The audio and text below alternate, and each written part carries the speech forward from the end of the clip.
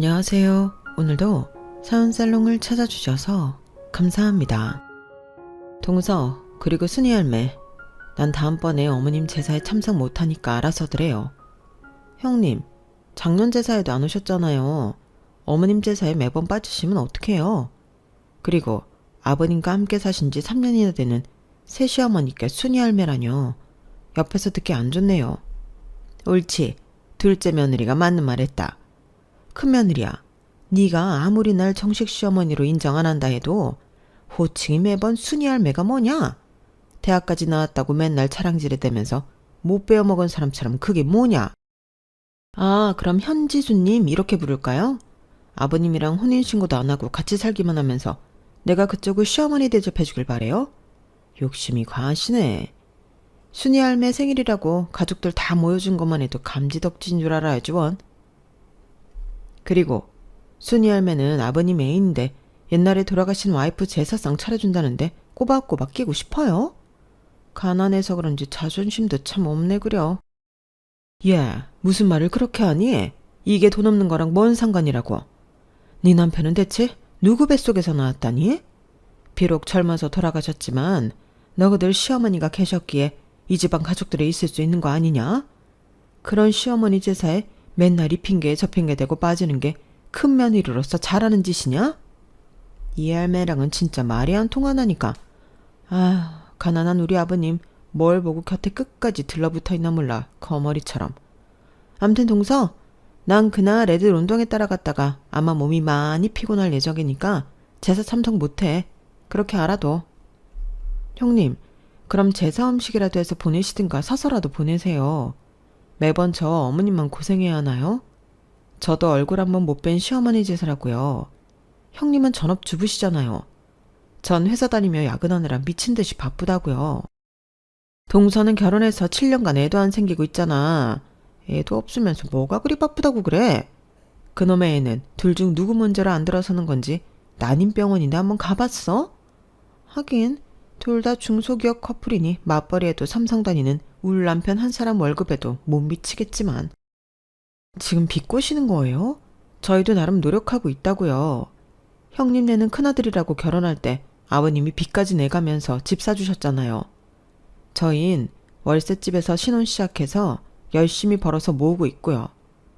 시댁에서 더 많이 받은 건 형님네인데 왜 매번 할 도리는 저희가 더 해야 하는 거죠? 둘째 며느리 말이 100번 맞다. 그리고 큰애 너는 같은 여자로서 둘째네 애 안 생기는 걸 그렇게 쉽게 입 밖으로 꺼내니? 대체 공감 능력이 있는 거니 없는 거니? 다음번에 제사 참석 안 해도 좋으니 돈 봉투라도 보내라 그럼. 막말만 해대는 큰애 부부는 차라리 안 오는 게 낫겠다. 제가 무슨 돈이 있다고 돈 봉투씩이나 보내요? 저희 아이들 교육시키느라 돈 많이 나가서 이런 쓸데없는 짓 하는데 쓸 돈은 없어요. 제사는 지내시든지 마시든지 마음대로들 하시라고요. 산 사람이 살아야지. 죽은 사람 아무리 제사 지내준들 쌀 한 툴이 떨어지나. 시댁 형님은 이렇게 아무 말이나 마구 쏟아내며 늘 불평불만만 하느라 저와 새 시어머니 형님 이렇게 여자 셋이 시댁 부엌에 모이면 늘 말다툼이 일어나곤 합니다. 형님으로부터 일방적으로 말로 공격을 온팡 당하곤 하죠. 저희 시아버지는 제가 결혼하기 훨씬 전에 암으로 시어머니를 잃으시고 경비원 일을 하며 힘들게 아들 둘을 홀로 키우셨어요. 그러다가 한 3년 전쯤 봉사활동을 하다가 지금의 새 시어머니를 만나셨어요. 두 분은 저희 자식들에게 부담 주기 싫다는 이유로 혼인신고 없이 함께 살고 계시죠. 새 시어머니는 97년 괌 비행기 추락사고로 남편과 딸 아들을 한꺼번에 모두 잃고 혼자 살고 계셨어요. 고아원 출신이시라 연락이 닿는 가족이나 친척이 아무도 없으시다고 하네요. 저도 어려서 고아원에 맡겨진 아이였기에 새 시어머니와 전 모든 면에서 정말 잘 통했어요. 저는 새 시어머니를 진짜 시어머니, 아니 마치 친엄마처럼 여기며 잘 지내고 있어요. 이 글에서도 앞으로 그냥 시어머니라고 표현할게요. 전 미혼모의 자식이었다고 해요. 태어난 지 100일도 안 되어 한겨울 편지와 함께 고아원 앞에 버려졌다고 하네요. 밤새 죽지 않은 게 용할 정도로 매서운 추위가 있던 날이었는데 어떻게 그 겨울에 갓난아기를 땅바닥에 놓고 가버릴 수 있는지 제 친부모도 참 독하네요. 하여튼 고아원에서 친구들과 즐겁게 지냈어요. 성인이 되어 고아원에서 나가야 했고 대학 등록금이 무서워 고졸로 중소기업 경리 자리에 취직하게 되었어요. 성장 과정에서 나름 똘똘했던 절 좋게 봐주신 고아원 원장님께서 일자리를 알아봐 주셨거든요. 지금 생각해도 너무 감사하네요. 첫 일자리였던 자그마한 그 회사에서 지금의 남편을 만났어요. 지방 사립대이긴 하지만 4년제 컴퓨터공학과를 나온 남편이 너무 멋지고 능력있게 보였어요. 같이 밥 먹으며 대화해보니 혼자 계신 아버지를 생각하는 마음 씀씀이도 참 예뻐 보였죠. 남편 중학생 때 돌아가신 시어머니에 대한 남편의 그리움이 신기하게 느껴지기도 했죠. 전 엄마라는 존재가 어떤 건지도 잘 몰랐고 그저 부모에 대한 큰 원망만 있을 뿐이었으니까요. 나중에 아이를 낳아보니 아기에겐 엄마라는 존재가 세상의 전부일 수 있겠구나 라는 생각이 들더라고요. 서로 대화를 많이 나누며 착하고 고운 남편의 마음에 푹 빠졌고 눈 떠보니 전 어느새 웨딩드레스를 입고 서 있더라고요. 남편의 고역스러운 형네 부부에 대한 얘기는 거의 듣지 못한 채 상견례 자리에서 시아버지만 뵙고 결혼을 진행했어요. 나중에 알고 보니 형님 부부는 저희 신혼집으로 반전세를 얻어준 게 질투나서 상견례에도 안 나왔다네요. 어이없는 게 시아버지가 형님 부부는 결혼할 때 24평 아파트까지 마련해줬거든요. 시아버지가 대출까지 받아서 말이죠. 그런데 저희 9천에 70만 원짜리 투룸 반전세 보증금을 시아버지가 좀 보태준 게 그리도 질투났나 봐요. 형님 부부는 현재 외벌이에요. 아주버님이 삼성 다녀서 월급이 꽤 되거든요. 전문대 나오고 헤어 디자이너로 일하던 형님은 결혼하고 전업주부가 되었다네요. 다행히 아주버님, 형님과는 다르게 시아버지는 성품이 아주 좋으세요. 경비 일을 하시는데 서울 빈민가 출신이시라 아직도 판자촌 보면 옛날 생각난다며 쉬는 날이면 그쪽으로 봉사활동을 다니시죠. 쌈짓돈을 모아놨다가 판자촌 어르신들께 연탄이나 라면 등을 사다 나르십니다. 몇 년 전엔 아예 판자촌 봉사단체를 본인이 직접 모집하셔서 봉사일을 시작하셨죠. 그 단체에서 지금의 시어머니를 만나 마음이 맞으셨는지 3년간 함께 살고 계시고요. 두 분이 서로를 바라보는 눈빛, 따뜻한 말을 보면서 저희 부부는 우리도 늙으면 저렇게 서로 의지하며 살자고 다짐했어요. 이상적인 부부 같아요. 참 보기 좋더라고요. 3년 전 두 분이 살림을 합친다고 선언하셨을 때도 형님 부부는 온갖 막말을 일삼으며 찬물을 끼얹었어요. 평소에도 시아버지가 돈 없다며 무시하던 사람들이었으니 말 다 했죠. 지금 본인들이 살고 있는 집을 시아버지가 사줬다는 걸 잊었는지 맨날 돈 없는 양반이라며 돈돈거립니다. 삼성 다니는 큰아들이라며 자랑스러워하던 시아버지도 이젠 찬바람 쌩쌩 부는 이기주의자들인 큰아들 부부를 달가워하지 않으셔요. 오히려 둘째인 저희 부부를 예뻐하시고 많이 의지하시네요. 저도 부모님 없이 자란 터라 따스한 마음으로 저희 부부를 아껴주는 시아버지가 친아버지처럼 마냥 좋기만 했어요. 평생을 쎄빠지게 일해도 가난의 굴레에서 벗어나지 못하고 점점 처지는 시아버지 어깨가 안쓰럽게 느껴지기도 했고요. 그런 시아버지 옆에 3년 전부터 밝은 미소의 시어머니가 늘 함께 해주셔서 오히려 고마웠어요. 우리 부부는 두 분의 만남을 누구보다 응원해드렸죠. 어머님 하며 극진히 시어머니를 대우해드리니 시어머니도 저를 참 예뻐해 주셨어요. 가난해도 모든 게 만족스러웠던 결혼 생활이었지만 저희 부부는 결혼한 지 7년이 되어도 아기가 생기지 않아 고민이 많았어요. 물론 제가 25살에 결혼해서 아직 늦은 나이는 아니니 크게 조급하진 않았지만 오히려 주변에서 난리들이었죠. 특히 형님의 비수 같은 말이 심장을 찌르곤 했어요.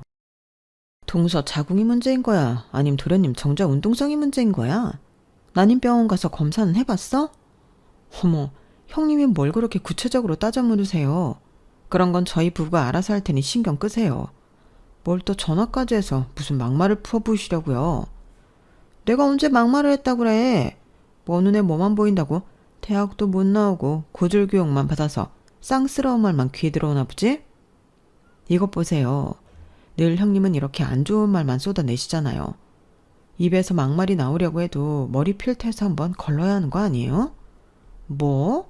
누가 누구 머리로 눈해? 애미애비도 없고 대학도 못 나온 주제에 손이 형님이 걱정해주면 그런가 보다 해야지. 따지긴 뭘 그리 따져. 부모한테 버려지고 고아원에서 어렵게 자라서 대학 갈 형편 안 된 게 어디 내 탓이에요? 형님은 얼마나 온실 속에 화초를 자랐는지는 모르지만 그럼 서울 4년제라도 갔어야 하는 거 아닌가요? 지방 전문대 출신으로 알고 있는데 그 좋은 조건에 왜 전문대밖에 못 갔나요? 벌이가 안 좋았나? 뭐야? 야! 너 동서라고 지금껏 조언해주고 걱정했더니 은혜를 원수로 갚아? 그 조언 반사네요. 조언한답시고 나한테 막말로 상처 준 것만 헤아려도 1톤 트럭이라고요.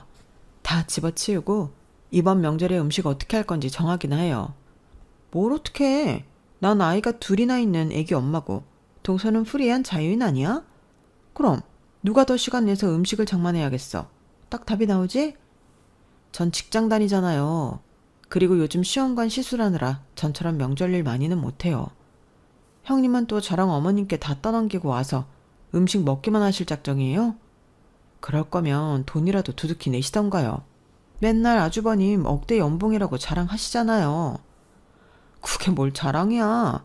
가족들한테 사실을 얘기하는 것 뿐인데 억대 연봉이라도 우리는 애들 교육비에 월 500 이상 들어가기 때문에 돈 없어.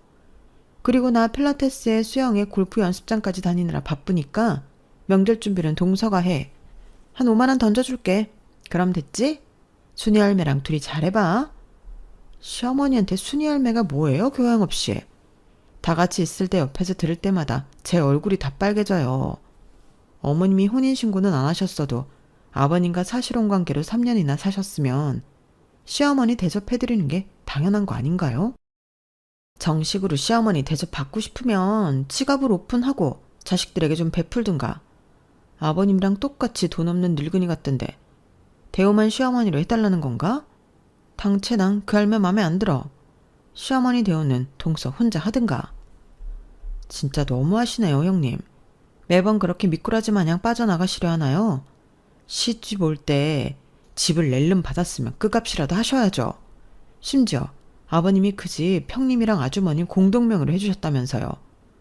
아버님이 삼성에 다니는 큰아들이라고 결혼 초반에 얼마나 예뻐하셨는데 사람이 그러면 못 써요. 아니 동서, 어디 손이 형님을 가르치려 들어. 그렇게 심보가 고약스러우니 애가 안 생기지. 아기 천사가 왔다가 도망가겠어? 뭐라고요?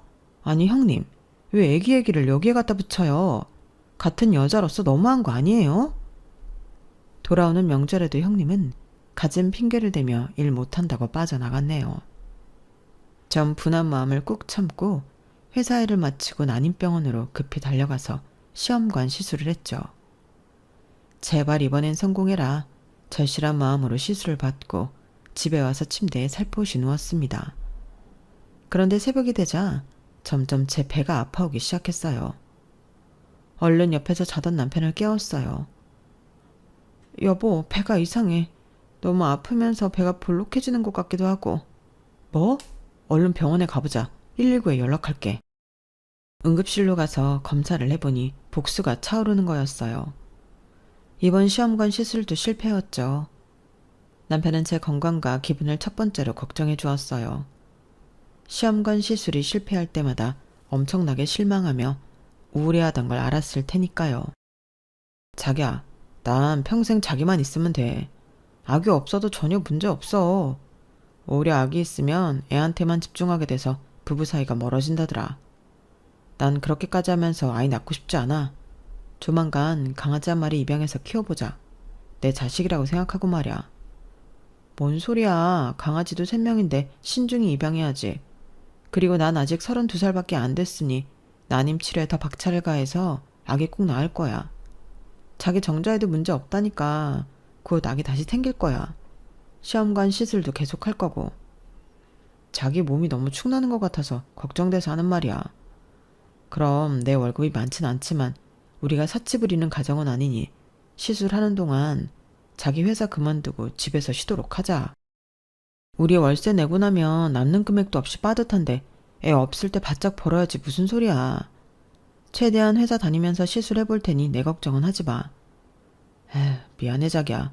내가 한 500이라도 벌어오면 형수처럼 자기도 전업주부하며 푹 쉬게 할 수 있는데 나랑 같은 회사 다니면서 뭘 미안해. 나도 능력 없는 건 마찬가지인데 우리 합심해서 얼른 돈 모아서 전셋집으로라도 가야지. 언제까지 월세살이 할 거야. 여튼 이번 명절에 자기 시댁에 못 간다고 얘기해 놓을게. 형수한테도 전화해 볼게. 아이고 여보, 자기가 형수랑 말이 통할 것 같아? 같은 여자끼리도 말 안 통하는 사람인데 차라리 아주버님한테 전화해서 말해보든가 해. 그래 알았어. 부부는 일심동체라고 했던가요? 아주버님과 남편의 통화를 옆에서 들으니 아주 가관이었어요. 뭐? 이번 명절에 재수씨 아예 못 온다고? 음식 준비도 못 한다고? 그럼 그 순이 할매랑 우리 와이프 둘이서 그 많은 음식을 다 하란 말이냐? 너 미쳐 돌았냐? 어디서 꾀병난 네 와이프 말만 듣고 형한테 전화를 해. 내가 그 말을 네 형수한테 그대로 전달하란 말이냐? 형, 꾀병이라니. 내가 지금 형한테 거짓말이라도 한다는 거야? 와이프가 시험관 시술 후에 복수가 차서 새벽에 급하게 응급실 갔다 왔다니까. 지금껏 형수는 맨날 미꾸라지 빠져나가듯 이 핑계 저 핑계 대면서 시댁 일 안 한 거 내가 모르는 줄 알아? 손윗 형수라고 내가 아무 말 안 했더니 동생 부부를 우습게 봐? 야, 니네 부부가 얼마나 아버지한테 알랑방구를 꼈으면 요즘에 아버지랑 순이 할매가 니네 편만 들고 예뻐하더라? 우리는 어차피 내놓은 자식이나 다름없으니 이번 명절에는 아예 안 갈란다. 내 와이프만 고생시킬 순 없지. 그리고 넌 애 하나 못 갖고 7년을 고생하냐? 에라이 머저리 같으니. 뭐? 형 지금 나한테 머저리라고 했어? 와씨, 형수막 막말꾼인 줄 알았더니 형도 장난 아니구만. 하긴 어렸을 때부터 본인만 알고 엄청 이기적이었으니 말 다 했지 뭐. 더럽고 치사해서 말 안 섞을란다. 끊어라 끊어. 어쩜 부부가 그리 똑같은지 옆에서 전화통화를 듣는 내내 경이롭더군요. 어쩔 수 없이 이번 명절에도 저와 시어머니만 명절절 주말부터 쎄빠지게 고생해서 음식을 장만했어요. 명절 당일에 미리 마련해온 전을 뒤집고 있는데 형님 부부가 시조카드를 데리고 빼꼼히 얼굴을 비치더군요. 시아버지가 전화해서 명절 당일에 얼굴이라도 비치라고 해서 온 거였어요. 다 된 밥상에 숟가락만 올리던 형님은 그마저도 애들 학습지 봐줘야 한다며 애들이 있던 작은 방으로 들어가더라고요. 기가 찼습니다. 뺀질뺀질 맨날 너무 얄미웠어요. 시어머니도 그런 형님 부부를 무척이나 미워했죠. 그래도 가족이라고 명절 당일에 모여 대화를 나눴어요.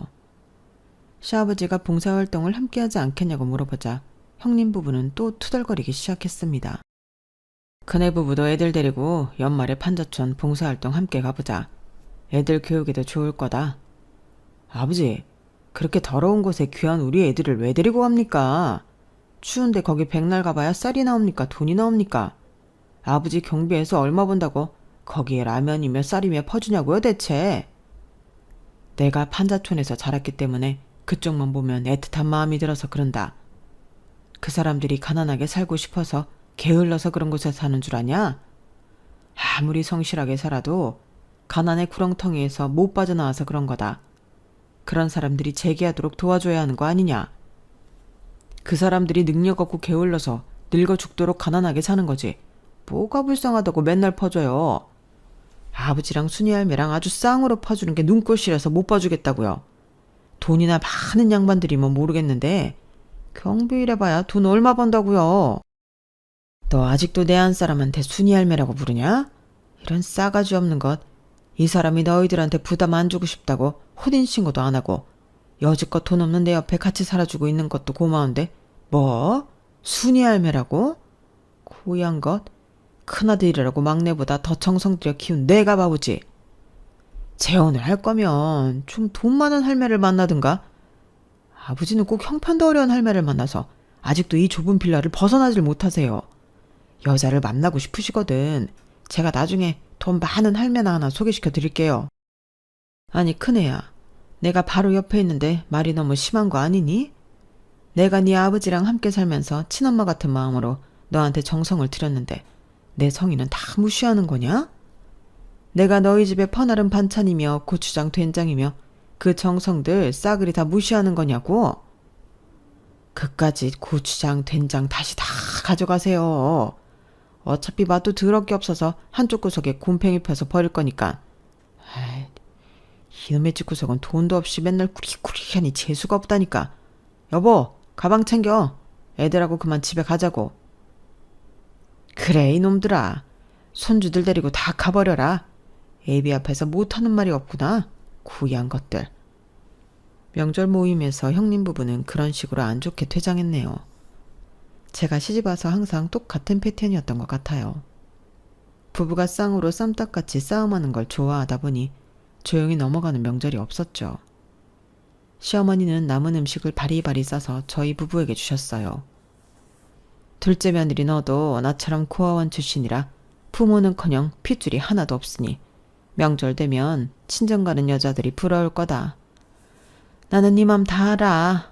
날 친정엄마로 여기고 편히 왔다 갔으면 좋겠는데 첫째 내가 또 깽판을 부리고 갔구나.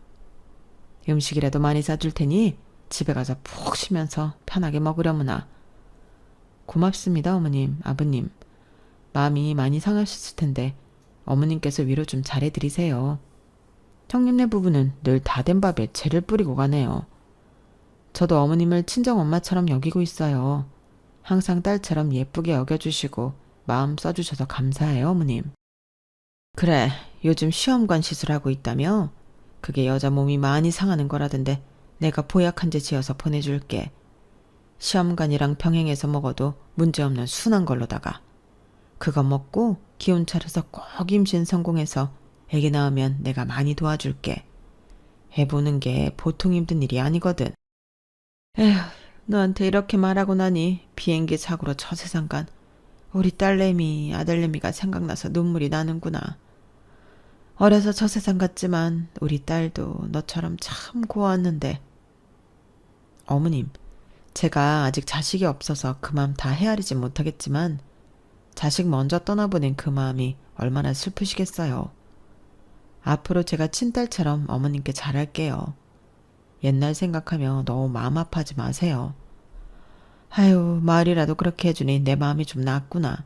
정말 고맙다 둘째야. 너 애기 낳으면 내가 CM으로서 해줄 수 있는 건 다 해줄게. 아주 통 크게 말이야.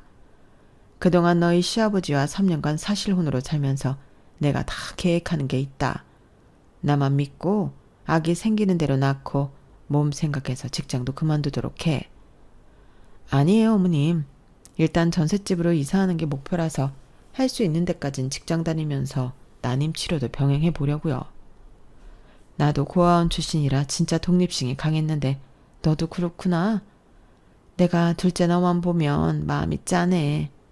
내가 계획했던 걸 조만간 실행해서 너 편하게 살게 해줄 테니 조금만 기다리렴. 그땐 시어머니의 계획이란 게 대체 어떤 건지 알 수 없었기에 마음속에 뭔가 생각하시는 게 있나 보다 하고 그냥 넘어갔죠. 하긴 3년간 시아버지와 같이 사시면서 이 집안 가족들의 이면을 속속들이 다 알고 계시는 분이었으니까요. 여튼 절 좋게 봐주시고 아껴주셔서 늘 든든했어요. 시어머니가 가족들을 전부 모이라고 총 집합시키는 일은 매우 드물었지만 시아버지 생신만큼은 항상 다 불렀어요. 형님 부부는 늘 그렇듯 똥 씹은 표정을 하고 빈손으로 시댁에 도착했죠. 아니, 형이랑 형수는 아버지 생신에 케이크 한 조각을 안 사와요? 그렇다고 현금 봉투를 드리는 것도 아니면서? 야, 우리 와이프는 건드리지 마. 너 형수한테 그게 무슨 말버릇이야? 도착하자마자 시비냐? 매년 하도 똑같아서 신기해서 하는 말이야. 삼성 다녀서 연봉도 센 사람이 돈 10만 원이라도 아버지 생신 때 드리는 게 그리 힘들어? 집 앞 과일 가게에서 3만 원짜리 과일 한 상자라도 사오든가. 사회생활하는 사람 맞아? 이렇게 예의를 몰라서요 원. 제가 하고 싶단 말이지만 시댁에 불안일으킬까봐 꼭 참고 하지 않던 말을 남편이 대신해주니 속이 다 시원하더라고요. 바보같이 착하기만 한 줄 알았던 남편이 사이다 발언을 할 때도 다 있다니 오래 살고 볼 일이더라고요. 남편의 센 발언에 생일 당사자인 시아버지가 중재하고 나섰죠. 둘째야, 됐다. 내 생일날 선물 바라고 너거들 부르는 거 아니다. 얼굴이라도 한번 더 보고 서로 안부라도 묻자는 거야. 안사람이 미역국 맛나게 끓였으니 그거 먹고 각자 집 가면 되지. 안 그래요, 여보? 그래, 다들 식탁에 앉자. 첫째네는 다음 주에 해외여행 간다고? 네, 그렇게 됐네요. 저희 친정 부모님 모시고 해외여행 가요. 어디로 가는데? 제가 말해도 돈 없는 순이 할매가 아실란가 모르겠네. 해외여행이나 가보셨으려나? 괌이요, 괌. 뭐? 괌? 아, 그렇구나. 거봐요. 순이 할매 모르시죠? 괌이 어디 붙어 있는지도? 비행기 한 번이라도 타보셨나요? 형님, 어머님 97년 괌 비행기 추락사고 때 남편과 아이들 잃은 거 모르셨어요? 어머, 그래? 그래도 그 옛날에 비행기 탈 돈은 있었나 보네? 너 지금 대체 그게 무슨 말이니? 내가 그리도 돈 없는 할매로 보이더냐?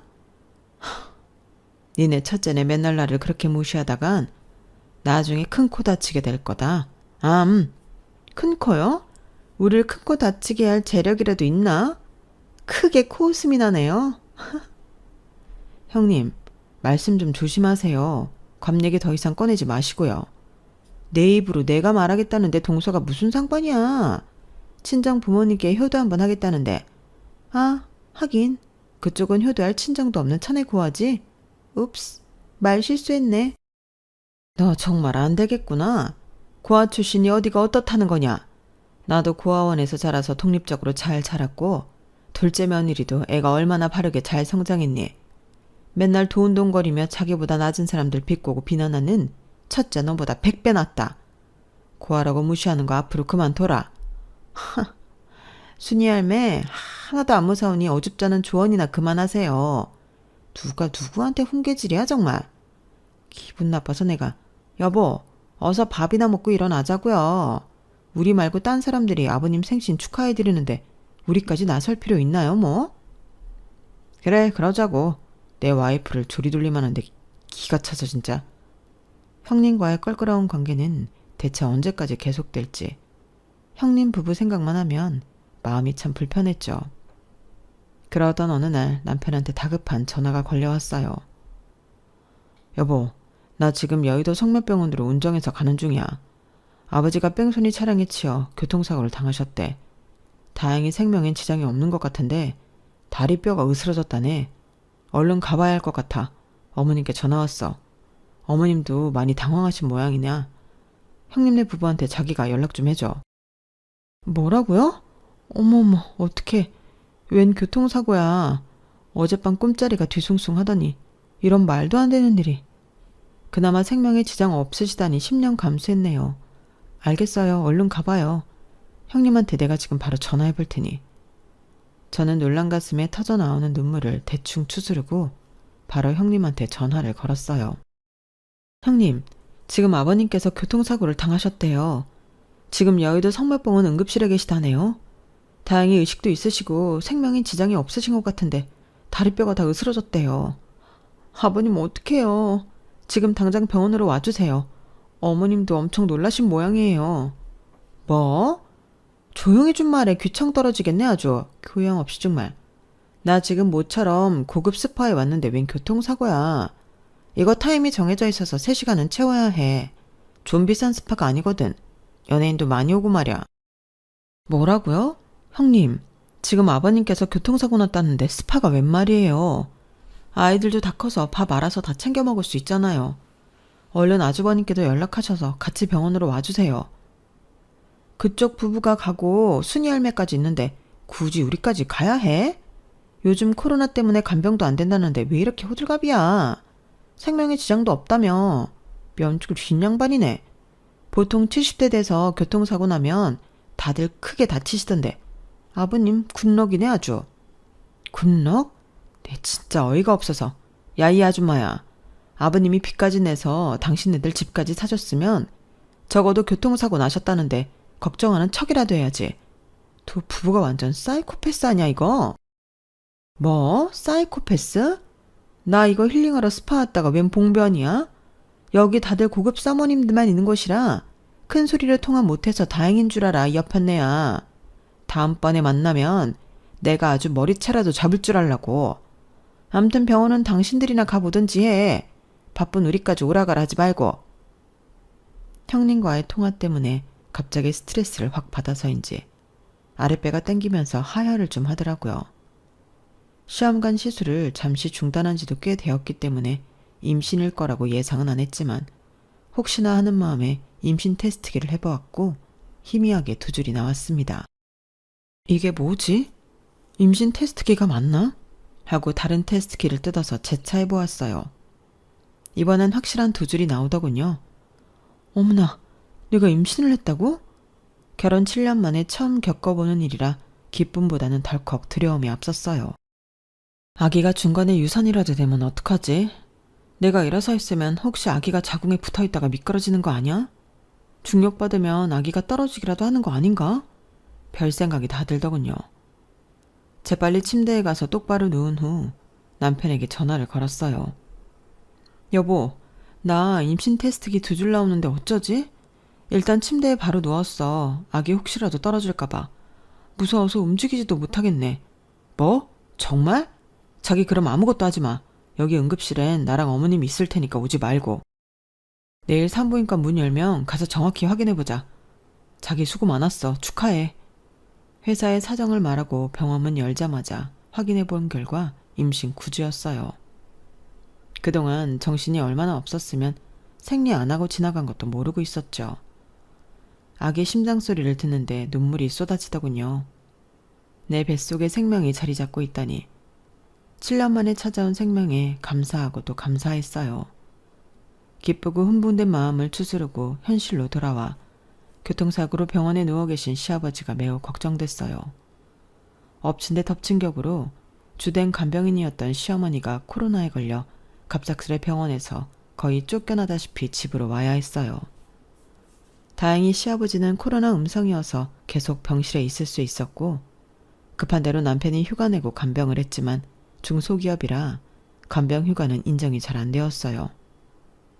저도 임신한 몸으로 회사를 막달까지는 다니고 싶어서 전업주부인 형님에게 SOS를 쳤죠. 형님, 남편이나 저나 회사를 다녀야 하니 형님께서 아버님 간병을 좀 해주시면 안 될까요? 뭐? 나보고 그 좁은 침대에서 자면서 아버지 화장실 용무까지 받으리라고? 택도 없는 소리. 그게 왜 택도 없는 소리예요? 가족이잖아요. 시아버지한테 받은 것도 있으면서 이 정도도 못해요? 이까지 꼬진 집 하나 받았는데 그렇게나 큰 도리를 해야 하나? 아, 시아버지 몸도 다 닦아드려야 할 거 아냐. 난 못해. 동서 임신했다며? 쥐꼬리만큼 버는 중소기업 이참에 때려치우고 시아버지 간병에 나서는 건 어때? 저희는 집도 없고 반전세로 살면서 월세 내야 하는데 그 돈은 다 누가 벌어다 주나요? 태어날 아기 위해서 막달까진 벌어야 할 거 아니에요. 형님은 뭐 평생 안 늙고 사고도 안 나고 고상하게 살다 가실 것 같아요? 늙고 병들고 때론 사고도 날 수 있고 다 똑같지 뭘 그래요? 동서, 지금 악담하는 거야? 요즘 아버님이 동선의 부부 아주 예뻐하시던데 예쁨 받는 사람들이 할 도리 다 하라고. 난 몰라. 간병인 쓰던가 해. 그럼 간병인 쓸 돈이라도 반반 부담하자고요. 반반? 웃기지도 않는 소리 하네. 난 돈도 못 내. 알아서들 해. 저는 서러운 마음에 코로나 때문에 집에서 격리 중인 시어머니에게 돌아가는 상황을 말씀드렸고 시어머니는 2주간 간병인 비용을 본인이 부담하겠다고 하시며 결국 간병인을 썼네요. 3개월 후 시아버지는 퇴원을 하시게 되었고 퇴원날 시어머니는 뭔가 큰 결심을 하신 듯 식구들을 다 병원으로 부르셨어요. 저희 부부는 생각보다 많이 나온 병원비에 놀라서 형님네한테 반반 부담하자고 제안했죠. 형수, 병원비가 거의 1,000만 원에 달하는데 우리가 아기용품도 살 게 많고 조리원도 예약해야 해서 돈 들어갈 때가 많네요. 반반씩 부담하는 게 어떨까요? 어머 도련님, 우리 그럴 돈 없어요. 전에도 간병비 부담하라고 연락하더니 우리 피 뽑아먹을 작정이에요? 병원비 부담 못해요. 아니, 저희 부부만 자식인가요? 그래요, 형님. 무슨 일만 터지면 저희가 다 부담해야 하나요? 아버님 입원해 계실 때 병원에 한 번이라도 얼굴 비쳤어요? 그건 코로나 때문에 못 온 거지. 그렇게 백날 첫날 돈 없다면서 아기용품은 다 새 걸로 사게? 그리고 병원비는 카드 할부로 계산하면 되잖아. 아, 여보. 애한테 안 좋으니 괜히 화내지 말고 우리 말도 안 통하는 저 집 식구들이랑은 이제 상종도 하지 맙시다. 계산은 내 카드 11개월 할부로 할게. 야근 많이 해서 카드값 다 갚을 테니 걱정 말고. 자기야. 나 샤넬백 사려고 돈 모아둔 거 다 날릴 뻔했네. 도련님이 이제 우리랑 영 끊자네. 차라리 잘 됐지 뭐. 이렇게 거지 같은 집안이랑 더 이상 엮여서 우리한테 득될 게 하나도 없어. 얼른 쇼핑이나 갑시다. 스트레스 풀게. 첫째, 니네 지금 한 말 후회 안 하지? 이 집안이랑 영 끊겠다고 한 거? 아주 잘 생각했다. 내가 첫째네 하는 짓이 괘씸하고 내 재산 조금이라도 뺏기기 싫어서 여태껏 니네 시아버지랑 혼인신고 안 하고 살았는데 입원해 계실 동안 대화 나누며 내 재산이며 다 오픈했다. 순이 할매, 할매한테 재산이란 게 있기나 해요? 이 집안과 영 끊으면 당신과도 영원히 빠빠이지 뭐. 무서울 게 뭐가 있담? 김비서, 잠깐 이리 와봐요. 내 재산 목록 한눈에 보이게 A4 용지 한 장으로 정리하라고 했죠? 김비서? 시어머니가 김비서라고 부르자 저 멀리 떨어져 있던 검은 양복 입은 사람이 황급히 뛰어와 가방에서 종이 한 장을 꺼냈어요. 가족들은 일제히 그 종이에 적힌 내용을 열심히 들여다보았죠. 시어머니 이름인 현지수님의 재산 목록표였죠.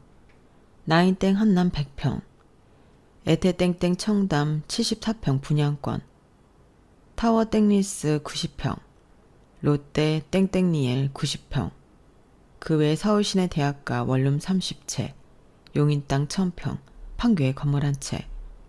이럴 수가 믿을 수 없었죠. 저희 부부와 특히 형님 부부가 눈이 휘둥그레졌어요. 이게 다 순이 할매, 아니 어머님 재산 목록이라고요? 믿을 수 없어요. 거짓말 아니에요? 이제야 어머님이라고 부르냐? 넌 참 사람 보는 눈이 없구나. 내가 그리도 가난한 할매처럼 보이더냐?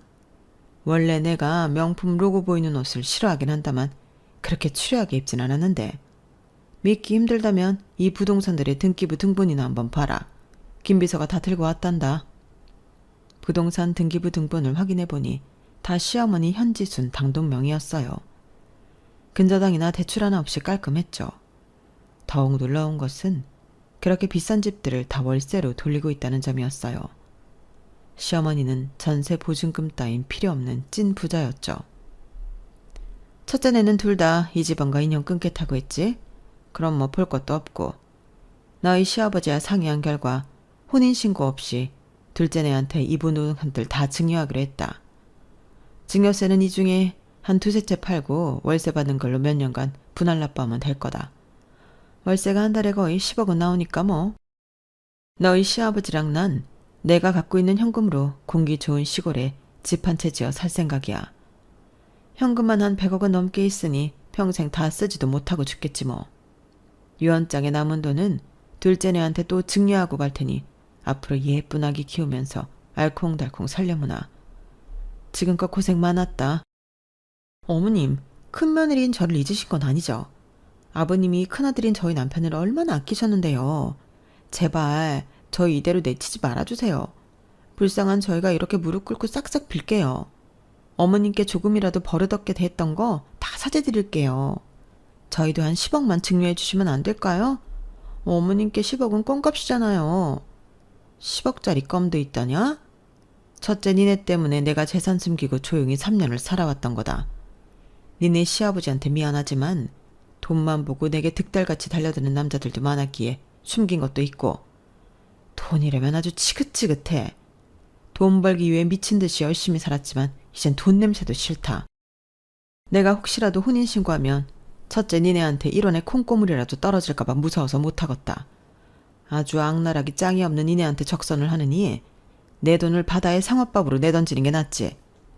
니네가 아까 말한 대로 우리 인연 끊고 더는 보지 말자꾸나.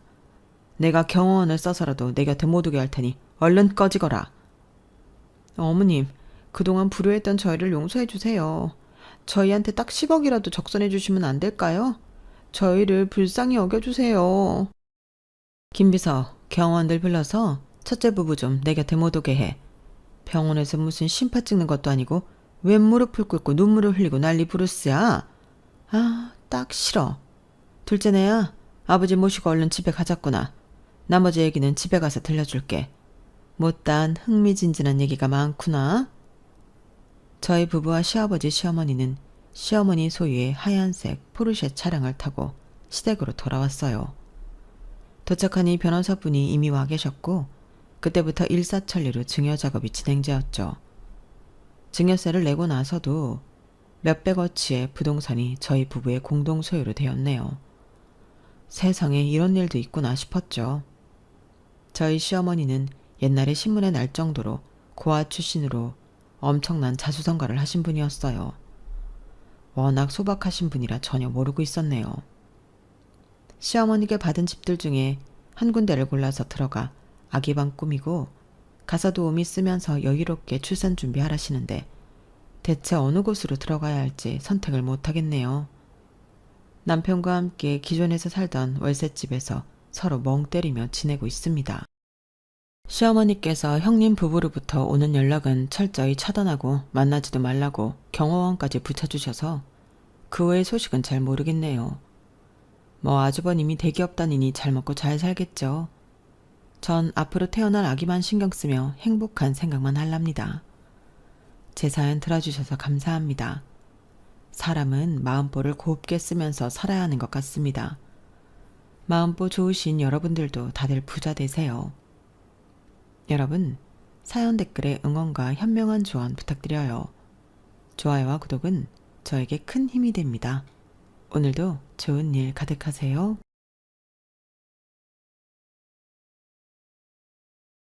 안녕하세요.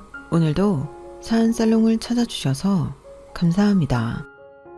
방송가에서 흔히 하는 말 중에 얼굴에 분칠한 것들은 믿으면 안 된다는 말이 있어요. 이 말이 특정 직종을 폄하하는 것 같아서 좀 그렇긴 하지만 솔직히 저는 이 말에 100배 공감해요. 저를 비롯해 저희 친정 식구들이 그 분칠한 인간의 연기에 8년이나 속고 살았거든요. 믿었던 사람한테 받는 배신은 정말 뼈 아팠어요. 살이 찢긴 것보다 아픔이 더 깊고 오래 가거든요. 다시 곱씹어 봐야 좋을 게 없는 관계지만 그럼에도 이렇게 사연까지 보내는 건 받은 상처가 크기 때문인지도 모르겠네요. 남편과 제가 처음 만난 건 대학로 어느 소극장에서였어요. 그날은 사회 초년생이었던 제가 생애 첫 연극을 보러 간 날이었어요. 직장 동기의 사촌 언니가 해화동에서 연극 배우 생활을 하고 있었는데 그분한테 얻은 초대권으로 연극을 보러 간 거였어요. 작품 제목은 익히 들어 아는 거였지만 출연 배우들은 모두 생소한 사람들 뿐이었어요. 동기말로는 출연 배우 중에 팬클럽까지 있는 인기 배우가 있다고 했는데 딱히 관심이 없던 저는 한 귀로 듣고 한 귀로 흘려서 그게 누구인지 몰랐어요. 연극이 끝나고 극장 근처 냉삼겹살 집에서 배우들과 스태프들 그리고 지인들이 모여 뒤풀이를 했어요. 저는 동기의 사촌 언니 초대로 그 자리에 참석할 수 있었어요. 저는 평소 연극을 좋아하는 사람도 아니고 배우들한테 관심이 있는 편도 아니라서 그저 맥주에 냉삼겹이나 먹고 와야겠다고 생각했어요. 그런데 하필 제 옆에 앉은 남자 배우가 워낙 말을 재미있게 하는 사람이라고 사람들 시선이 저희 자리로 쏠리게 된 거예요. 그런 분위기에 고기 한 접 집어먹는 것도 눈치가 보이더라고요. 재미있는 얘기는 안 듣고 먹는 데만 집중하는 사람처럼 보일까봐 말이죠. 결국 맥주만 홀짝거리며 마시다가 어느 순간 훅 가고 말았어요. 술을 마셔본 경험이라고는 대학에 들어가서 처음 가졌던 OT 때랑 학교 축제 때 친구네 과 주점에서 마셔본 게 전부였어요. 이후엔 취업 준비다 뭐다 하느라 사실상 술을 마실 일이 없었기 때문에 제 주량이 어느 정도인지도 몰랐어요. 그런 상대에서 분위기에 취해 술을 마셨던 게 화근이었어요. 정신을 차려보니 테이블을 가득 채우고 있던 사람들은 다 가고 저랑 제 옆에서 말발을 세우던 남자 배우만 남아있더라고요. 이제 정신이 들어요. 데려다 주고 싶어도 집을 몰라서 깰 때까지 기다렸어요. 남자는 술자리에서 보여주었던 화려한 언변은 어디 가고 무척이나 수줍은 표정으로 말했어요. 저는 이 남자가 제가 잠드는 바람에 집에도 못 가고 깰 때까지 기다렸다는 사실에 미안해서 어쩔 줄 모르겠더라고요. 그러면서도 한편으로는 저를 그 자리에 혼자 두고 간 동기가 야속했어요. 어떻게 모르는 남자 옆에 저만 두고 갈 수 있는지 이해가 안 갔거든요. 물론 술에 취해버린 제 잘못이 가장 크지만요. 나중에 동기한테 따져 물었더니 자기도 먼저 취하는 바람에 자리에서 일어났다고 그러더라고요. 아무튼 그날 남자는 저를 집까지 데려다 주었어요. 그리고 그게 인연이 돼서 이후에도 연락을 주고받게 되었어요. 본인이나 지인들이 새로운 작품을 올리거나 쫑파티가 있을 때면 빠지지 않고 연락을 해왔어요. 당시 저는 직장에서 신입이라서 선배들 잔심 부리며 사무실 내 허드렛 일이나 하던 때라서 스트레스가 많이 쌓이던 때였어요. 퇴근 후 동기들이랑 만나 스트레스를 풀고 싶어도 다들 바쁘고 힘든 때라서 따로 약속을 잡는 것도 일이더라고요. 그러다 보니 먼저 제게 연락을 해주고 제 일정에 맞춰주는 남자랑 상대적으로 자주 만나게 되었어요. 그렇게 만나서 같이 연극 관람도 하고 배우들과 안면도 트게 되었어요. 그러다 보니 사실 저는 연극에 그리 관심이 많은 사람은 아니었는데 그 남자와 친해지면서 취미가 연극 관람이 되었어요. 눈앞에서 무대 위 배우의 연기를 호흡까지 느낄 수 있다는 게 얼마나 가슴 벅찬 일인지 그때 처음 알게 되었죠. 그렇게 연극의 매력에 빠지게 되면서 자연스레 나를 연극으로 끌어들인 그 남자한테도 빠지게 되었어요. 남자는 무대 위에서는 왕도 되고 멋진 사업가도 되고 사랑의 목숨까지 던진 청년의 모습으로 분했지만 현실에선 편의점 아르바이트나 택배 일을 경험하며 가까스로 연기자 생활을 이어가는 무명 배우에 불과했어요. 딸이 이런 남자랑 사귄다고 하니 저희 부모님이 반가워하실 리가 없었어요. 제가 대학생 때 받던 용돈보다 월급이 적은 남자랑 만난다는데 왜 걱정이 안 됐겠어요? 그래서 잠깐 사귀는 건 몰라도 깊은 사이로 발전하지 말라는 경고를 들어야 했어요. 그런데 부모님께 인사를 시켜드리고 얼마 지나지 않아서 가족들의 반응이 완전 180도 바뀌었지 뭐예요. 제 남자친구가 외향적인 성격은 아닌데 의외로 사교적이거든요. 말이 좀 이상하긴 한데 실제로 그래요. 아무튼 그런 성격 덕에 평소 사람을 금방 사귀는 건 알았는데 그게 우리 부모님한테까지 통할 줄은 몰랐어요. 불과 일주일 사이에 어떻게 사람을 그대로 수어 삶았는지 아빠는 제 남자친구를 아들처럼 대하셨고 엄마는 아예 호칭을 아들이라고 부르셨어요. 딸만 둘인 집에 아들이 하나 생긴 것처럼 남자친구는 저희 부모님한테 사랑받는 존재가 되었어요. 그런데 가만 보니까 남자친구가 아주 영악하게 저희 부모님을 꼬셨더라고요. 이를테면 이런 식으로요. 제가 사생아라서 아버지 얼굴도 모르고 자랐어요. 어릴 때 친구들이 아빠랑 목욕탕 가는 걸 볼 때마다 그렇게 부럽더라고요. 엄마가 부족함 없이 다 해주려고 노력하셨지만 할 수 없는 게 있으니까요. 그래서 말인데요, 아버님. 저랑 목욕탕 가지 않으실래요? 제가 등 밀어드릴게요. 이렇게 말하는데 어떤 아빠가 매몰차게 거절을 하겠어요. 안 그래도 아들이 없어서 목욕탕에 아들과 함께 가는 게 소원이었던 아빠인데 말이죠. 결국 남자친구의 그 말로 인해 아빠와 남자친구는 짧은 시간 동안 무척 가까워졌어요. 엄마는 엄마대로 제 남자친구를 아들이라고 부를 정도로 사이가 돈독했는데 그 이유 또한 아빠와 가까워진 것과 비슷했어요. 엄마 역시 제 남자친구의 가슴 아픈 가정사 때문에 마음이 약해지셨거든요. 당시 남자친구는 연영과를 휴학하고 작은 극단에 들어가 연극 배우 생활을 하고 있었어요. 고향이 포천이라서 출퇴근이 불가능해 혼자 서울살이를 하는 줄 알았는데 저희 엄마한테 하는 얘기를 들어보니 그 외에 다른 이유가 있더라고요. 제가 중학교 2학년 때 엄마가 재혼을 하셨는데 새아버지가 저랑 살기 싫어하셨어요. 그래서 서울 외갓집에서 외할머니랑 둘이 살게 됐어요. 하지만 안타깝게도 남자친구의 외할머니께서는 이듬해 교통사고로 갑자기 세상을 떠나시고 말았어요. 하루아침에 남자친구는 지낼 곳이 없어져 버린 거예요. 그런데 저랑 부모님이 가슴 아프게 생각했던 건 바로 그 다음이었어요.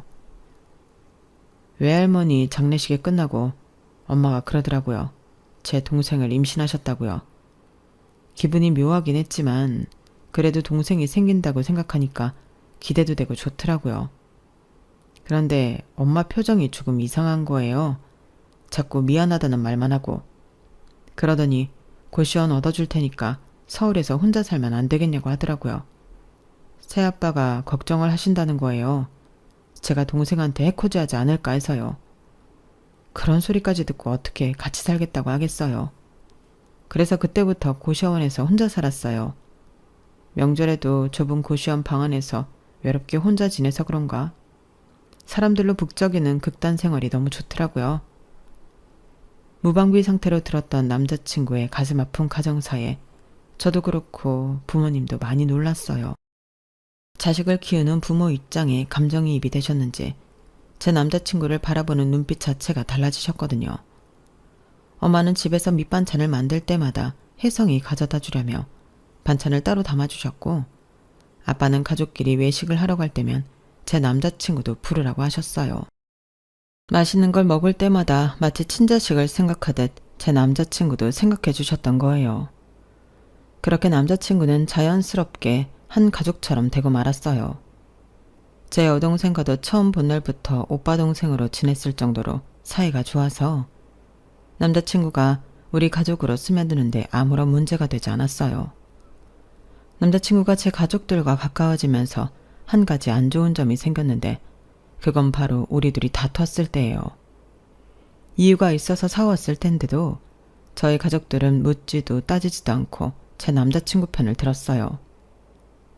혜성이가 잘못했으면 뭘 그렇게 잘못했다고 그 난리니? 혜성이 성격이나 되니까 너랑 사귀는 거야. 넌 누구 닮아서 성질이 그렇게 드센지 모르겠다. 다른 사람도 아니고 저를 낳아준 엄마가 이런 말을 한다니 믿어지세요?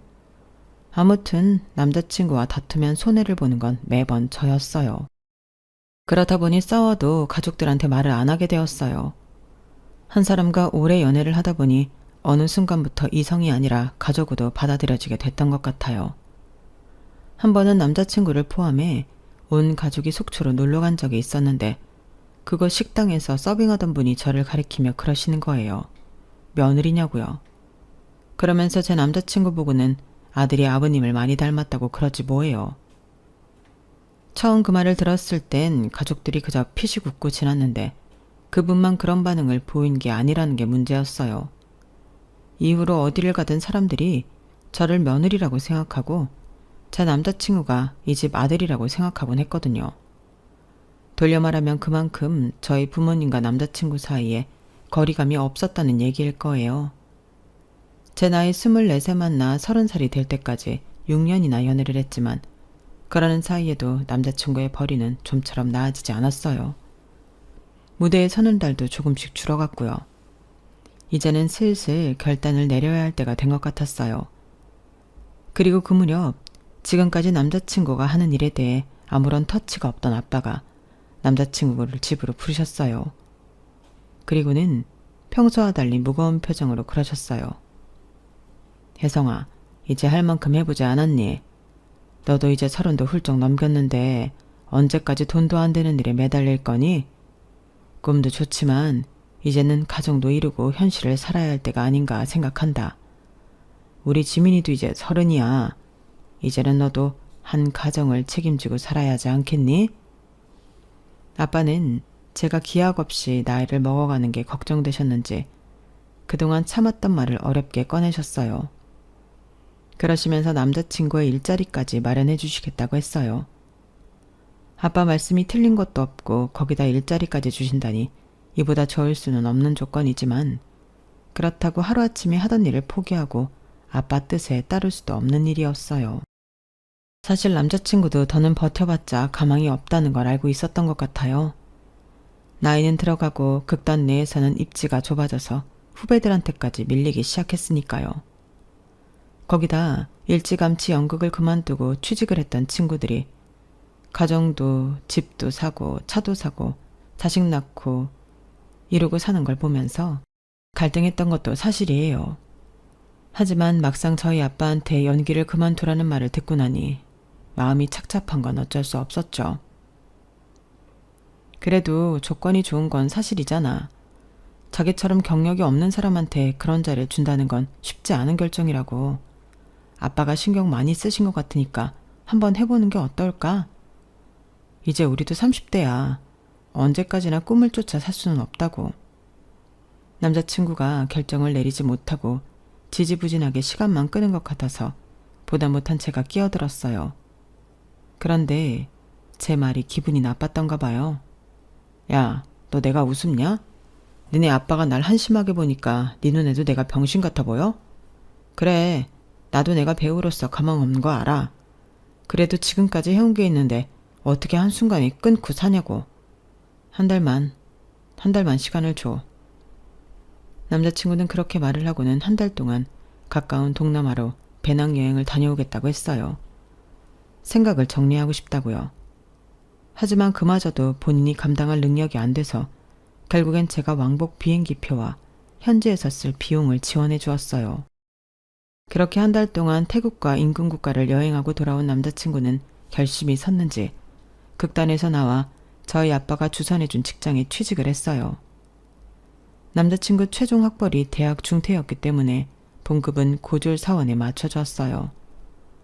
원래는 한 달간의 인턴 기간 이후 고용할지 말지를 결정하는 거였지만 저희 아빠 덕분에 제 남자친구는 미리 고용 승인을 받을 수 있었어요. 인턴 기간 동안 큰 사고만 치지 않는다는 조건 하에 말이죠. 그렇게 30대 중반 나이에 중소기업에 입사한 남자친구는 생각보다 빨리 회사 생활에 적응해 나갔어요. 타고난 성격이 빛을 발한 셈이었죠. 입사하고 이듬해 우리는 드디어 결혼식을 올리게 되었는데 남편 쪽 가정사를 다 아는 저희로서는 결혼식을 어떻게 진행해야 할지 난감했어요. 솔직히 자식을 버리다시피 하고 재혼을 하신 시어머니인데 저라고 만나서 좋은 얼굴을 할 수 있겠어요? 차라리 안 보고 사는 게 속 편하죠. 하지만 남편 입장에서 생각하면 인생에 한 번뿐인 결혼식에 부모님을 모시지 않는다는 건 서글픈 일이잖아요. 그래서 어렵게 물었더니 의외로 쉽게 대답하더라고요. 뭐하러 불러? 어차피 날 아들로 생각도 않는 사람인데. 아마 불러도 안 온다고 할걸? 그냥 너희 쪽 식구들만 모시고 조촐하게 하자. 그래 뭐 자기가 그러자면 할 수 없지. 그럼 극단 사람들이랑 회사 사람들만 부르는 걸로 할까? 그랬더니 남편이 정색을 하며 극단 사람들을 뭐하러 부르냐고 하지 않겠어요? 나 이제 영국 쪽은 싹 잊고 사는 사람인데 왜 다시 들쑤시려고 그래? 극단 사람들 보면 내 기분이 어떨지 생각은 안 해? 그냥 다 잊고 새 출발하고 싶으니까 현재 다니는 회사 사람들만 부르는 걸로 해. 여전히 연기에 미련을 못 버리고 있는지 몰랐기 때문에 남편의 말에 살짝 충격받은 것도 사실이에요. 하지만 아무리 그래도 그렇지 10년 넘게 한 식구처럼 어울려 지내며 작업을 해온 사람들인데 결혼식에는 불러야 하는 게 맞지 않나 싶더라고요.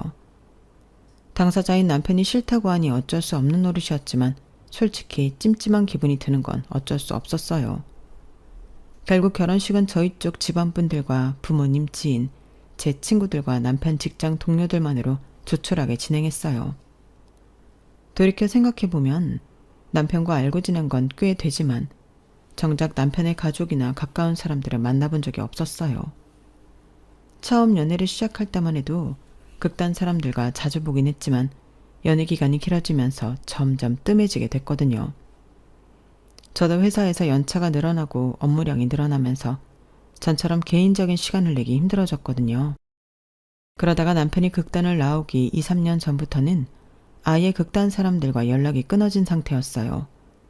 그래서 청첩장을 보내기도 좀 그래서 남편이 원하는 대로 따로 연락을 하지 않았어요. 만약 그때 극단 사람 중 누구한테라도 저희 부부의 결혼 소식을 알렸더라면 지금과 같은 비극적인 결말은 없었을 텐데 말이에요. 연기를 그만두고 직장 생활을 시작한 남편은 어느새 완벽하게 직장인의 삶에 녹아들게 되었어요. 자신이 언제 연기를 했나 싶을 정도로 생활 패턴이며 사고방식까지 완벽하게 변해버렸거든요. 그래서 저도 부모님도 그 부분에 있어서는 걱정을 하지 않았던 것 같아요. 저희가 결혼을 한 이후에야 아빠한테 들은 얘긴데 그동안 아빠가 하시던 사업이 많이 힘들었던가 봐요. 하루라도 빨리 회사를 접고 손을 터는 게 이득인 상황이었지만 저랑 여동생 걱정에 그러지 못하셨던 거죠. 그러던 차에 여동생이 먼저 결혼을 하게 됐고 이제 저 하나 남은 상황이었어요. 그런데 맞사위감이 결혼에는 관심도 없고 사귄 지 5년이 넘도록 돈도 안 되는 연극만 하고 있으니 얼마나 속에서 천불이 나셨겠어요.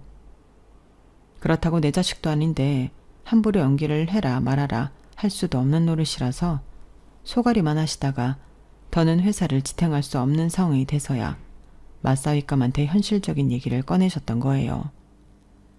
결혼식을 앞두고 저희 부모님은 사시던 집도 팔고 경기도 신도시로 이사를 하셨어요. 공기 좋은 곳에서 텃밭도 가꾸시고 소일거리를 하시며 노년을 보내시겠다면서요.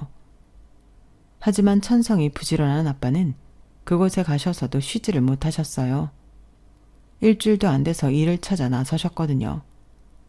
집에 가만히 앉아있자니 좀이 쑤셔서 도저히 안 되겠다며 근처 식당에 취직해 수프를 피우는 아르바이트도 하시고 이후에는 부모님이 사시는 아파트 상가에 있는 편의점에서도 일을 하셨어요. 환갑을 바라보는 연세임에도 일의 귀천을 가리지 않은 지게 말이죠. 그런 아빠가 대단하다고 생각하면서도 한편으로는 그래도 이제 그만 쉬시는 게 낫지 않을까 생각했어요. 예, 네 아빠는 사막에 던져놔도 자기 먹고 살 길은 찾아낼 양반이다. 그러니 우리 걱정하지 말고 니들이나 잘 지내. 환갑을 바라보는 부모님이 연고도 없는 지방으로 내려가신 게 마음에 걸려서 연락을 드렸더니 엄마는 오히려 저희 걱정만 하시더라고요. 밝은 목소리를 들으니까 어쨌든 잘 지내시는 것 같아서 안심이 됐어요. 그런데 얼마 뒤 동생한테 전화가 온 거예요. 잔뜩 화가 난 동생은 다짜고짜 이렇게 묻더라고요. 언니, 알고 있었어? 아빠가 평일엔 식당 일 하시고 주말엔 편의점 알바까지 하신다는 거? 엄마랑 통화하면서 들었어. 아빠는 그 연세에 무슨 힘이 남아서 젊은 애들이라는 일까지 하신다고 그러는지 모르겠다. 그러자 동생은 수화기 너머로 한숨을 푹 쉬더니 그러는 거예요. 그게 누구 때문인데 아빠가 왜 그렇게까지 해서 돈을 벌어야 하는지 몰라서 그래? 언니랑 형부 때문이잖아. 언니 결혼할 때 아빠가 전세 보증금 해줬지. 게다가 그 집 채우는 혼수도 아빠가 다 해줬잖아. 안 그래? 그 돈이 어디서 났겠어. 엄마 아빠 노후 자금으로 남겨뒀던 집 팔아서 언니 결혼하는데 다 쓰신 거라고. 지금 엄마랑 아빠가 사는 집 그거 임대 분양 받은 집이야. 서울에서는 보증금이 감당이 안 돼서 지방까지 내려가신 거라고. 말이 좋아 분양이지. 10년 뒤 분양받기 전까지 매달 월세 내며 살아야 하는 집이란 말이야. 있는 돈 보증금으로 다 넣고 생활비에 관리비에 임대료까지 부담해야 하는데 어떻게 엄마 아빠가 집에서 놀 수 있겠어. 한 달에 고정적으로 나가는 돈만 해도 300은 되는데 놀면서 어떻게 그 돈을 감당하겠냐고. 언니랑 형부 정말 그러는 거 아니야. 양심이 있으면 당장 전세금 빼서 아빠 드리란 말이야. 동생의 전화를 받기 전까지 저는 아무것도 모르고 있었어요. 그저 집 한 돈으로 공기 좋은 곳에 집을 얻어가신 줄로만 알았거든요. 그런데 그게 다 제 결혼 자금 만들어주시느라 할 수 없이 그런 결정을 내리신 거라니 걱정이 무너지는 것 같았어요. 솔직히 제가 맏딸이기는 해도 그동안 부모님께 해드린 게 하나도 없었어요. 해드린 건 고사하고 늘 도움만 받아왔거든요. 결혼만 해도 그래요. 동생 내외는 결혼 자금도 둘이 알아서 마련한 덕에 저희 부모님은 축의금 받은 거 신혼여행비로 쓰라고 주신 것밖에 없거든요. 그런데 저희 부부는 내 부모 노후 자금까지 빼먹었으니 무슨 말을 할 수 있겠어요. 모르면 모를까 알고는 그냥 있을 수가 없어서 그날 밤 남편한테 낮에 있었던 얘기를 했어요. 그리고는 전세금을 빼서 부모님께 돌려드리고 우리는 우리 힘으로 구할 수 있는 수준의 월세 원룸을 구해서 이사를 하자고요. 저는 당연히 남편도 흔쾌히 그러자고 할 줄 알았는데 뜨뜨미지근한 반응을 보이지 뭐해요. 에이, 기왕 해주신 건데 그냥 살지 그래. 괜히 보증금 뺏어 드리면 장인어른이랑 장모님이 좋아하시겠냐고. 우리 마음 편하자고 보증금 뺏어드리면 장인 장모님 마음은 반대로 무거워질 거 아냐. 내가 나 편하자고 그러는 게 아니라 이치적으로 그렇잖아. 그리고 이미 경기도로 이사까지 하셨는데 이제 와서 그 돈 드린다고 뭐가 달라져? 괜히 부모님 마음만 상하게 하는 거지. 아니, 난 돌려드리기 싫다는 게 아니라 부모님 입장에서 생각을 해봐야 한다 이거지. 제 귀가 팔랑귀라서 그런 건지 모르겠지만 남편의 말을 들어보니 그 말도 틀리지 않은 것 같았어요. 이제 와서 돈을 드린다고 부모님이 받으시겠어요? 그럴 바에는 차라리 매달 생활비를 좀 보태드리는 게 어떨까 싶더라고요. 그래서 남편한테 말을 꺼냈더니 남편이 한숨을 푹 쉬는 거예요. 지민아, 우리 애 안 가질 거야? 아니 막말로 애 없이 딩크족으로 살 생각이라면 버는 족족 부모님한테 드리든 어쩌든 상관없어. 그런데 우린 그런 거 아니잖아. 지금 네가 너희 부모님 생활비 대드리자고 하는 건 받고 말하면 미래에 있을 우리 아이한테 들어가야 할 돈을 미리 빼서 드리자는 거랑 같은 거야. 어때? 그래도 되겠어? 나는 네가 어떤 결정을 내리든 상관없어. 너도 알다시피 난 너희 부모님 좋아하고 존경하니까. 다만 태어나지도 않은 아이한테 가야 할 몫을 미리 뺏는다는 게 글쎄다. 과연 잘하는 일일까? 남편 얘기를 들으니 마치 제가 잊지도 않는 우리 아이 돈을 뺏어서 내 부모한테 효도하겠다고 하는 것처럼 들렸어요. 남편 말이 틀린 건 아닌데 들으면 들을수록 저만 나쁜 사람이 되는 기분이 드는 건 왜일까요? 아무튼 남편의 말장난에 휘둘리긴 했지만 그래도 당장 부모님의 어려움을 모른 채 할 수는 없었어요. 그래서 매달 생활비 일부를 떼서 부모님 용돈으로 보내드렸어요. 엄마는 한사코 마다하셨지만 저도 그냥 물러설 수만은 없어서 괜히 허세를 부렸어요. 엄마 딸이 회사에서 능력을 인정받아 성과급이 많이 나오니까 걱정 말고 받으시라고요. 그러자 엄마도 기분이 좋으셨는지 고맙다고 잘 쓰겠다고 하시더라고요. 딱히 남편 허락을 받은 건 아니지만 일전에 말을 하기도 했고 남편도 부모님께 생활비 보내드리는 걸 반대하지는 않아서 일단 공동 생활비에서 보냈어요. 그리고 남편한테 사후 보고를 했는데 글쎄 남편이 버럭 화를 내지 뭐예요. 이미 일 다 저질러 놓고 이제 말하면 무슨 소용이냐면서 저를 못 믿겠으니 앞으로는 공동 생활비 관리를 자기가 하겠다는 거예요. 자기야, 이게 그렇게 화를 낼 일이야? 원래는 우리 집 빼서 보증금 다 드렸어야 하는 거야. 그걸 몇 푼 안 되는 용돈으로 퉁치는 셈이라고. 그리고 자기도 용돈 보내드리는 건 상관없다며. 그래놓고 이제 와서 왜 성질이야?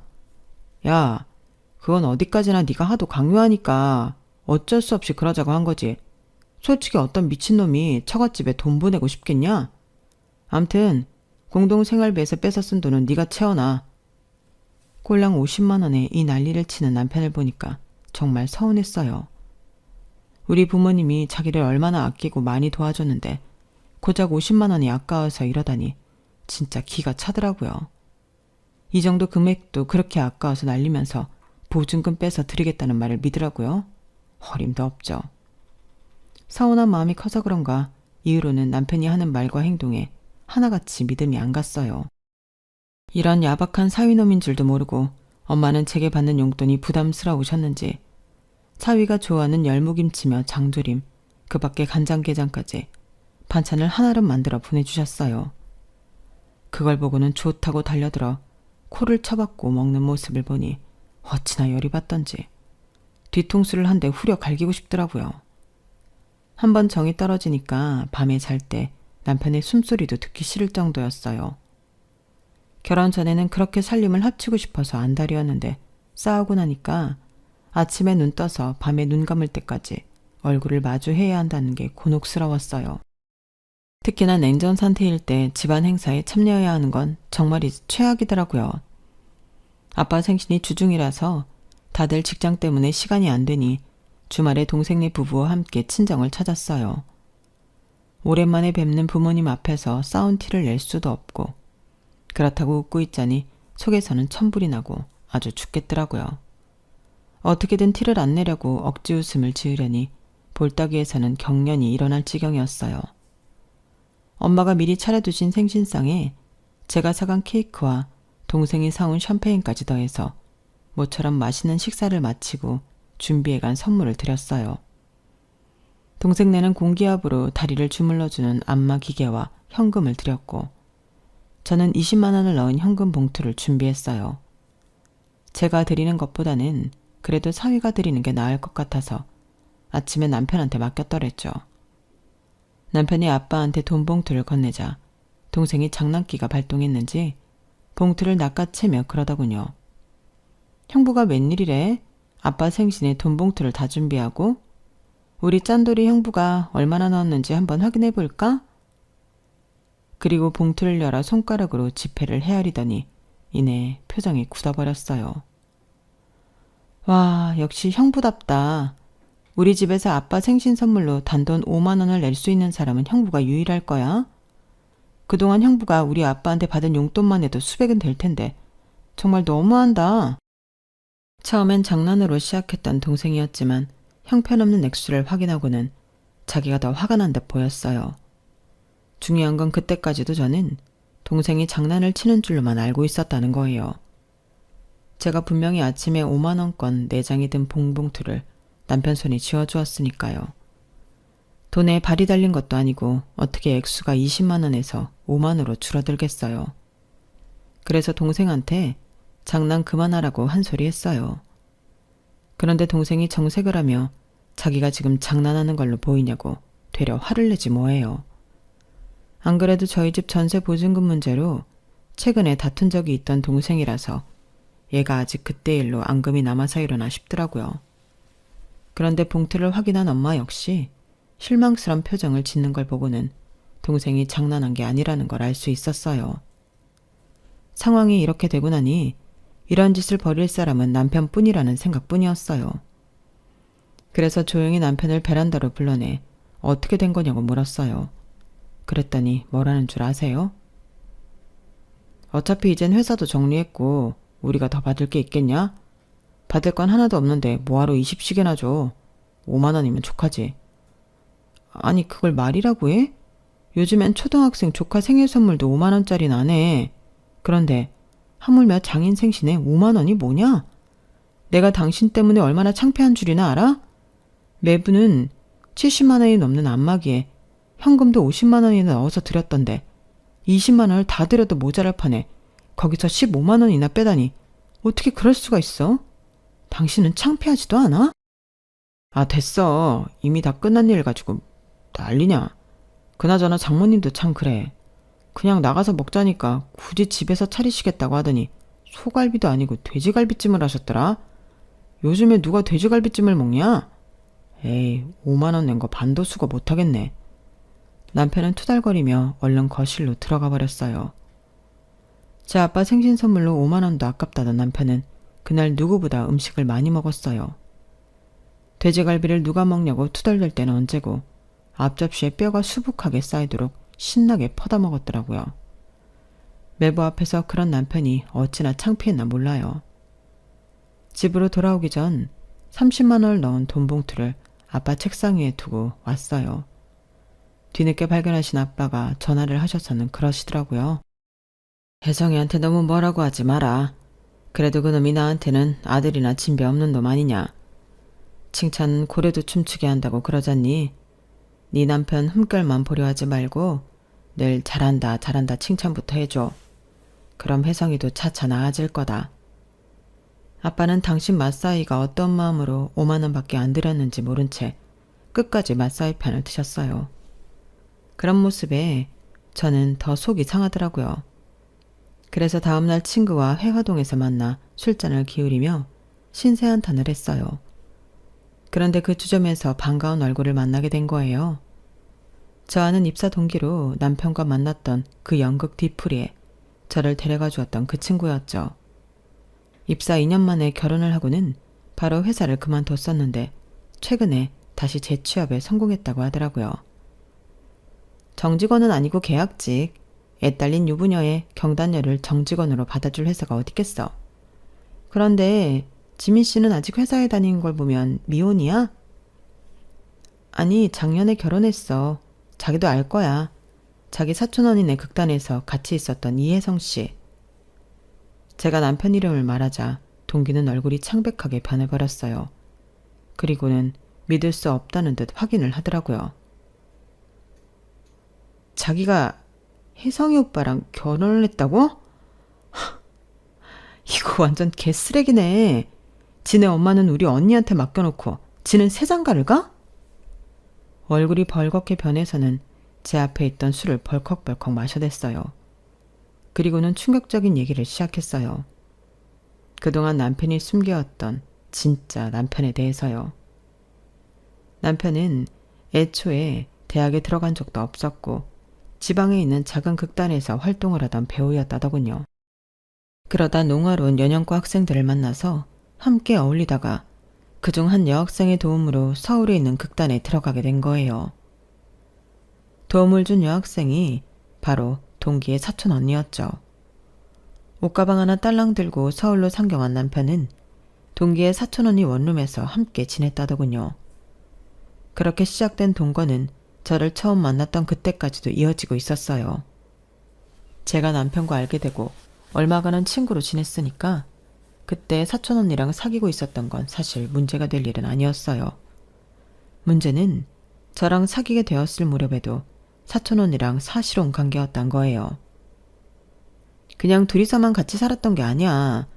시골에 있던 자기 엄마까지 서울로 모셔와서 같이 살았다고. 그렇게 혼인신고라도 하고 살라고 했는데 그 인간이 어찌나 요리조리 피해가든지. 안 봐도 뻔했어요. 남편은 특유의 말발로 사촌 언니를 구워 삶았을 테고 부잣집 고명딸이던 동기의 사촌 언니는 팔자여 없는 시집살이까지 하며 살았을 게 뻔했거든요. 서류상으로는 아무 관계도 아닌 남자와 그의 엄마까지 먹여 살리면서 말이죠. 제 남편이 얼마나 쓰레기냐면 이 시기가 저랑 사귀던 때랑 겹친다는 거예요. 저희 집에서 결혼 얘기가 나왔을 때 한 달만 시간을 달라며 동남아 여행을 갔었다고 했잖아요.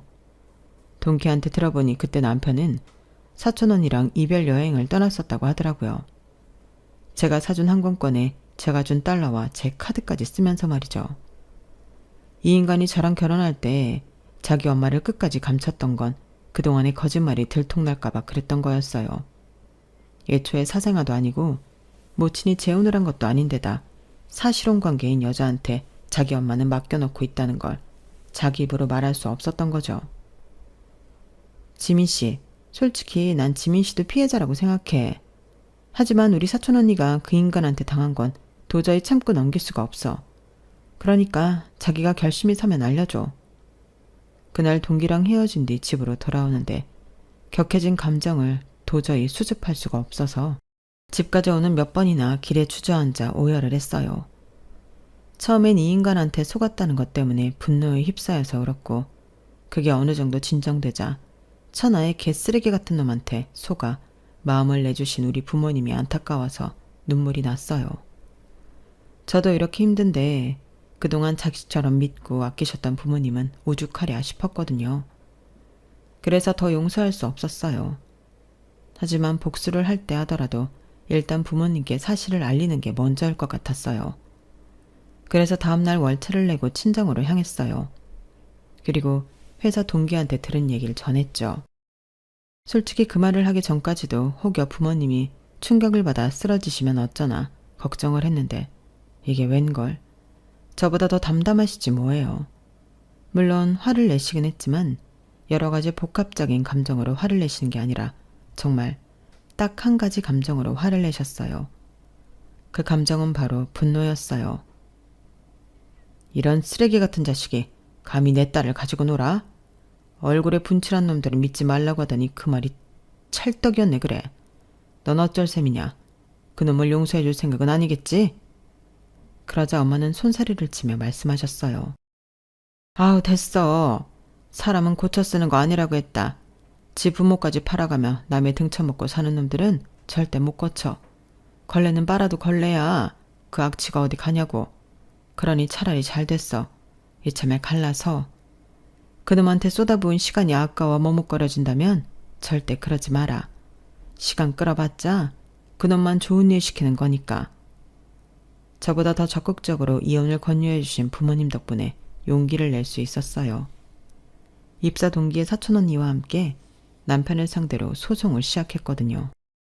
집도 그렇고 집안 살림도 그렇고 남편이 해온 게 하나도 없기 때문에 내쫓는 것도 간단했어요. 동기의 사촌 언니 역시 사실혼을 근거로 남편한테 위자료를 신청했다고 하더군요. 거기다 시어머니 부양까지 떠넘겼기 때문에 그에 따른 비용도 청구했어요. 저 역시 그동안 남편이 저희 부모님한테 빌려갔던 돈과 결혼을 파탄으로 몰고 간 죄를 물어 위자료를 청구했어요. 당장 남편한테는 이런 돈을 상환할 만한 돈이 없어서 급여와 가압류를 신청했어요. 상황이 이렇게 되자 남편은 저랑 사촌 언니 사이를 오가며 설득을 하느라 바빴어요. 하지만 이미 이 인간의 본색을 아는 이상 속아줄 수가 없더라고요. 배운 게 도둑질이라고 어떻게 해도 설득이 안 되니까 결국엔 제 앞에서 연기까지 하더라고요. 와, 그 모습에 진심 토 나올 뻔했지 뭐예요. 예전엔 이런 연기를 어떻게 참고 봤었나 싶을 정도였어요. 요즘에도 저는 남편과의 소송건으로 법원을 들락거리고 있어요. 사실 이 인간에서 한몫 제대로 챙길 수 있을 거라는 생각은 하지 않아요. 다만 자신을 사랑해 주었던 이들의 가슴에 상처를 입힌 만큼 가해자인 너도 좀 힘들어 보라는 취지에서 소송을 벌이고 있는 거예요. 어떤 이유에서건 가해자가 피해자보다 마음 편해서는 안 되는 거니까요. 그런 의미에서 무거운 죗값을 받게 되길 바랄 뿐이에요. 지금까지 제 사연을 들어주셔서 감사합니다. 여러분의 주변에 좋은 인연들과 항상 행복하시길 바랍니다. 여러분, 사연 댓글에 응원과 현명한 조언 부탁드려요. 좋아요와 구독은 저에게 큰 힘이 됩니다. 오늘도 좋은 일 가득하세요.